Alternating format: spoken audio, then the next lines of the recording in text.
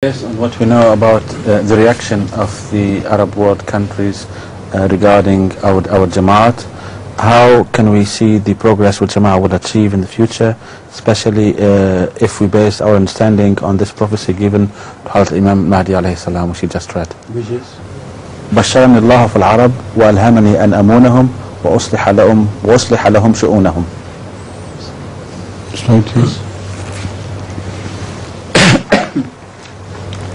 I think about the Arabs, I discussed in the previous meeting when prophecy was Muslim about Adab Sham, etc.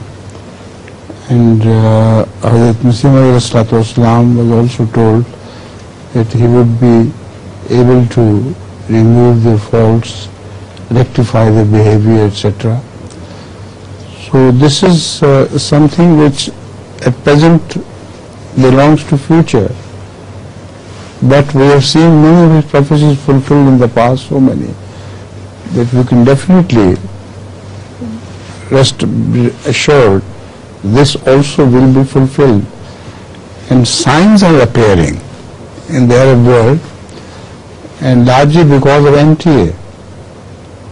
They are watching this daily, and I receive news from them individually that having seen this program, we believe that Ahmadiyyat is true and we have become Ahmadis, but we cannot mention our names to be Ahmadi Muslims here in this country because of the hostile attitude of the people around us.